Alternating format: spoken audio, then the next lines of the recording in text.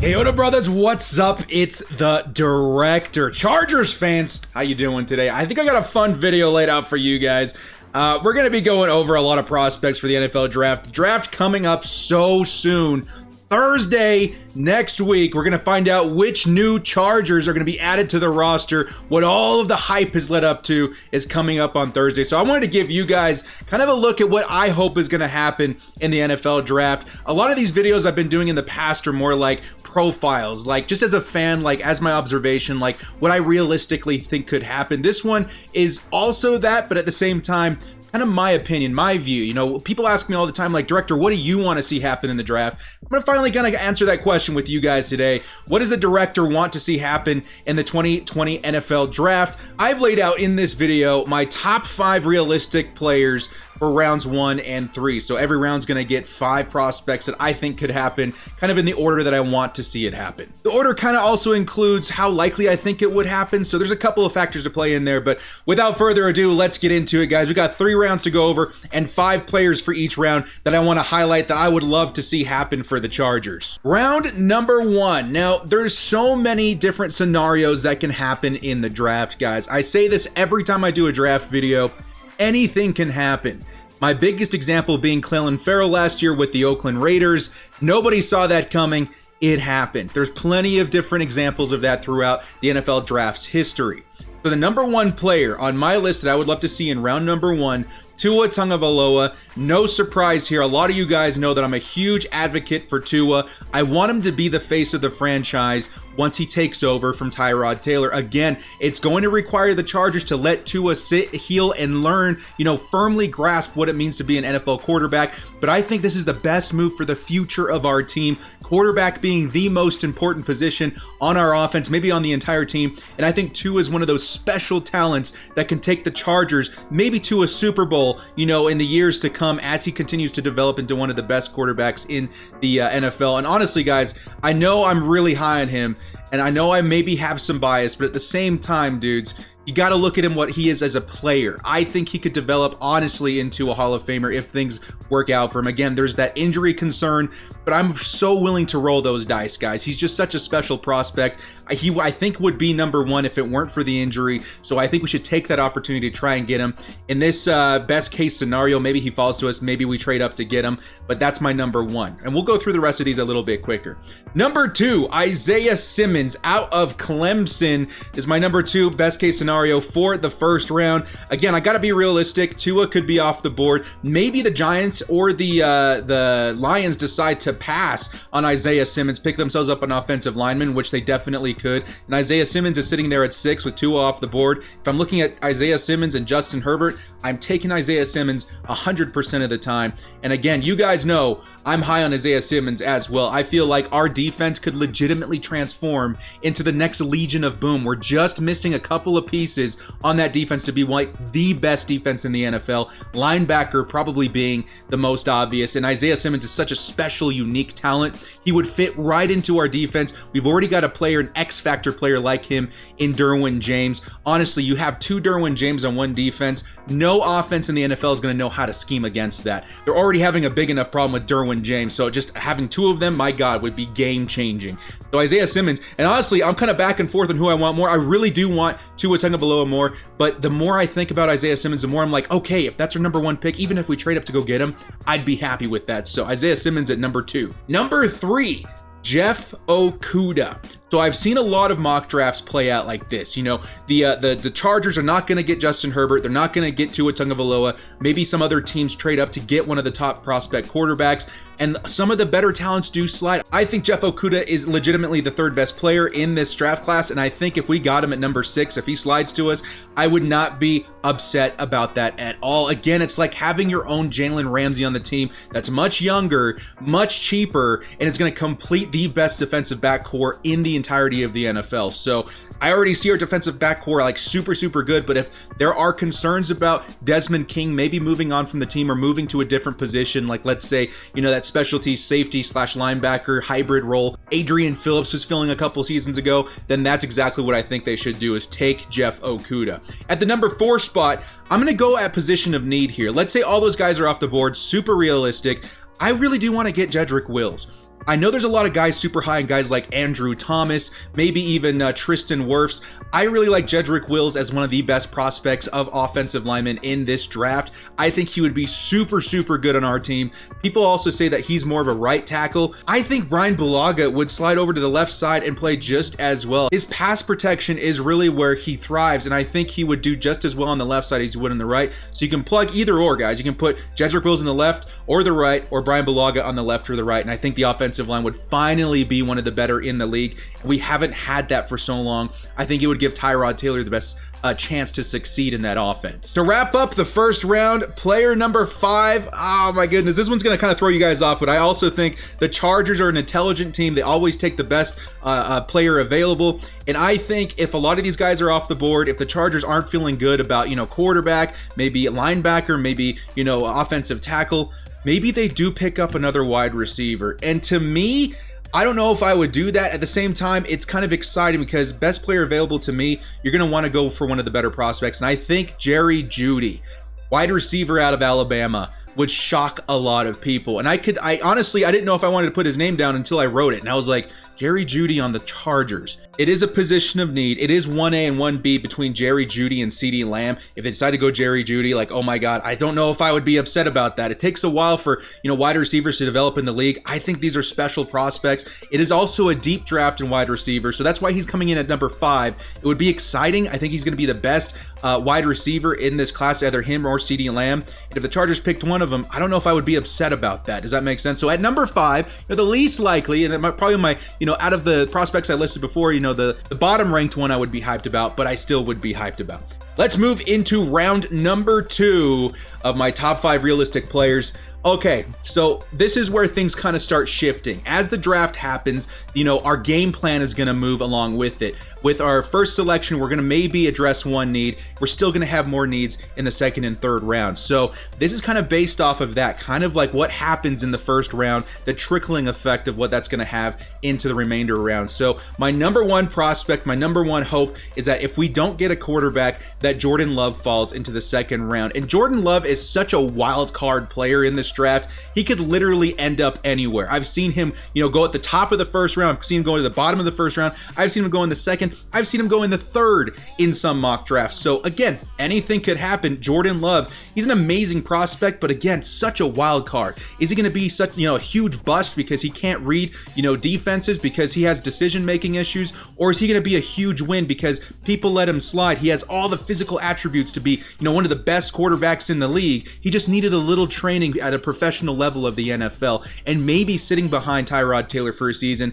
gets us that Patrick Mahomes effect where he develops with all of those incredible traits into, a force to be reckoned with, an AFC rival of the Kansas City Chiefs, all of a sudden becomes someone you have to watch out for. And maybe it takes a little bit of patience, but I'm willing to be patient when it comes to our quarterback. I feel like if they need a season to develop, or if they need a season like Tua does to sit and heal, I'm willing to let that happen because of how important that position is to the team. Be patient with it. If it takes a season behind Tyrod, so be it. I believe in Tyrod as a fill-in quarterback. Let's make sure our quarterback situation in the future is firmly addressed. So that's going to be my number 1 pick there. My number 2 pick is going to be Kenneth Murray, linebacker out of Oklahoma. I've seen him slide into the second round a couple of times. There are a couple of linebackers that I really do like in the second round, but the team has been addressing, or at least saying that they want to address this position all offseason long. Tom Telesco has said he wants to focus at linebacker on the draft. So I have to assume maybe if it's not Isaiah Simmons, which I hope it is, it could be a guy like Kenneth Murray. Maybe we trade back into the first round trying to get Kenneth Murray. Maybe he does fall in our lap. There's a couple other linebackers in the second round that I would love to see, but I think Kenneth Murray, above all of them, is someone I think could be an impact player on our team. Love Kenneth Murray out of Oklahoma. He's going to be my number 2 pick. My number 3 is going to be Austin Jackson. Again, just how it unfolds. If we don't get an offensive tackle in the first round, it'd be awesome if we targeted one in the second round. Austin Jackson out of USC. He's climbing boards, so I don't know if he's going to be there in the second round, but he just might be. And if he is, and if we've taken, Tua Tagovailoa, or if we've taken Isaiah Simmons in the first round, I want to see us address offensive tackle at some point in this draft. And Austin Jackson would get me excited about that. At left tackle, we already have Trey Pipkins and Norton Storm, from the XFL. If he's out there competing with those guys, elevating that position, the three of them as a whole, I think we'd be looking really good as far as offensive line is concerned. So Austin Jackson, my number 3 player. In round number 2, my number 4 player is going to be Trevon Diggs. Again, Trevon Diggs, I have seen in the second round quite a bit. To me, he's a fringe, first round player, maybe even late first round kind of player. But that cornerback situation out there for the Chargers, maybe does need to be addressed. I'm starting to think more and more the Chargers may move on from Desmond King, which, on my opinion, I hope we don't. I think he's a great player. We can play, Chris Harris on the outside, leave Desmond King in the slot where he thrives. But there is talk of him, again, moving up to safety. That's what he played in college.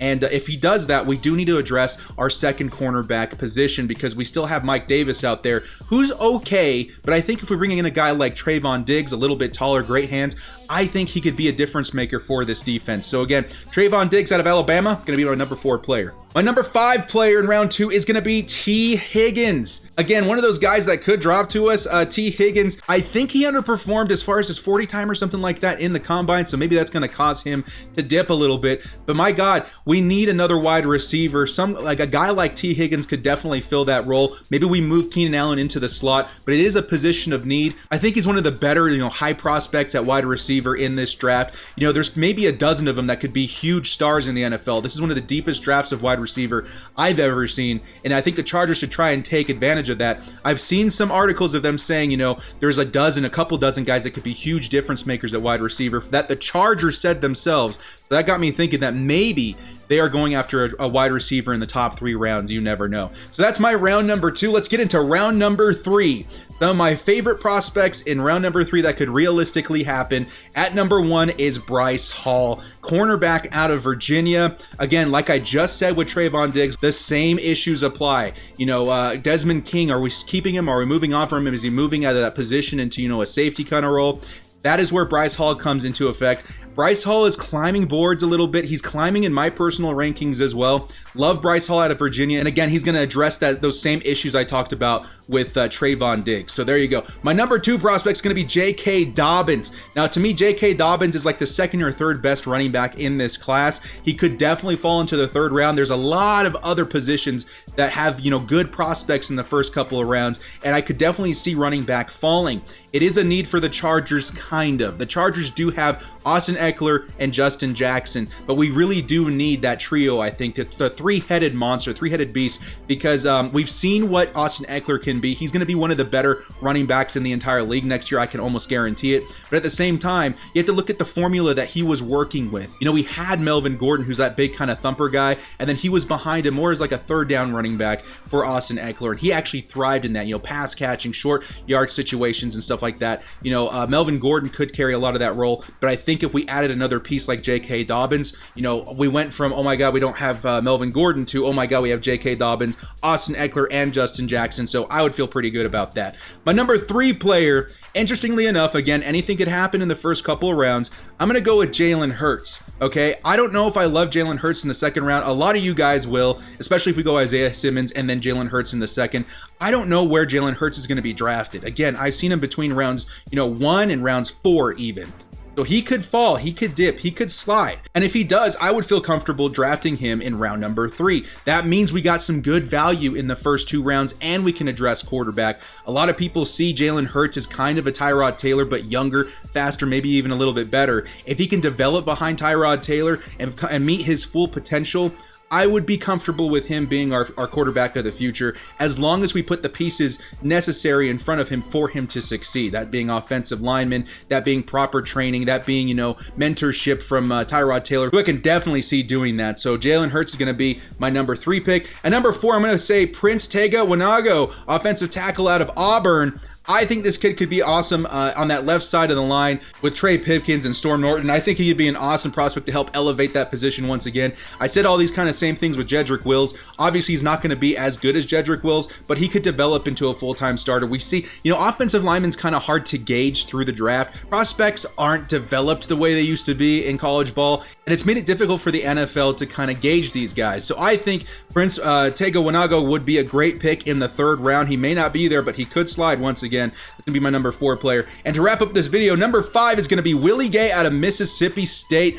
I think this guy's been climbing draft boards. I could still see him there in the 3rd round, definitely. And he's been kind of one of those guys that the more you watch tape on him, the more you realize he's going to be really good at the next level. And I feel like, again, the Chargers need to address linebacker in this draft. They've said it over and over again. And I think a 3rd round prospect, a guy like this who could develop maybe through special teams, maybe, you know, as a depth player at first, that would be a good move if we still do need help at linebacker. We have Nick Vigil out there that we picked up in free agency. You know, adding Willie Gay to the mix could complete that core in a way where it works. You know what I mean? We've got that great pass rush. We got that great defensive backs. We just need to fix that linebacker unit. Willie Gay may be the missing link to that.